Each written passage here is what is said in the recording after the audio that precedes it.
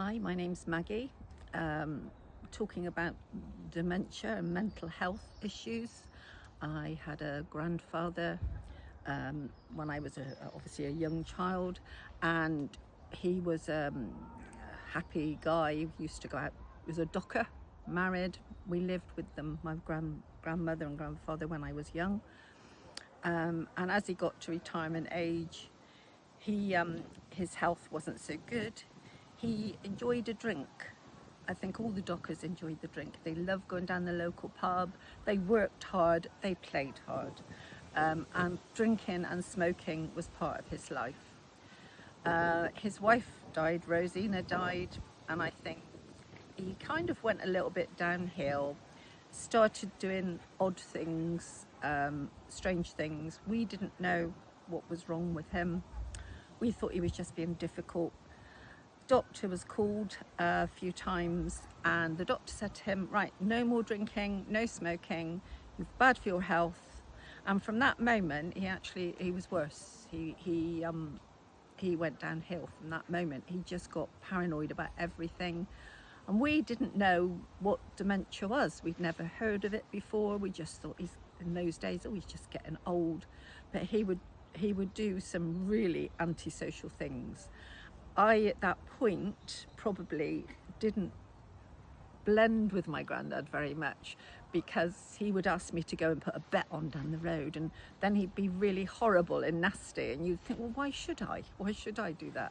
His personality changed.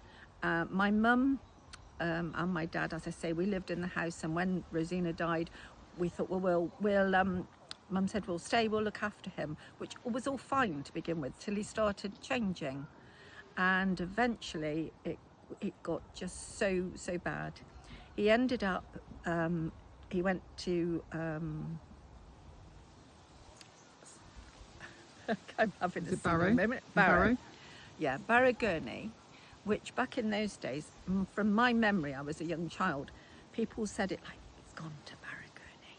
Like it was a terrible, terrible bad place. He used to run around, he would take his clothes off and run around with no clothes on, try and smash windows, shout. He'd put his head in the gas oven at one point, and we still didn't know he was ill. We thought he was being difficult. Anyway, he ended up in Barrow, Gurney at one point for what seemed to me like a long time. I never saw him at that point. I never visited, I was never taken to see him. I was never visited or anything like that. And also he went to Glenside at one point, and I don't think I visited him there either. I don't know again whether it was my parents, because I was a small child keeping me away, or what. But I know when anyone spoke about those places, it was always with dread, because that would be where you didn't want to end up. I'm standing in a graveyard at the moment that my daughter, we're all helping to renovate this graveyard, and I got interested in this because I've got a great grandmother here, and she ended up in the poorhouse. If you were ill in Bristol in those days, and a lot of people in there had mental health problems. I don't know about her. So, and that was also a terrible thing, and spoken about in a hushed voice. It's really sad. But so that's the memory of my grandfather.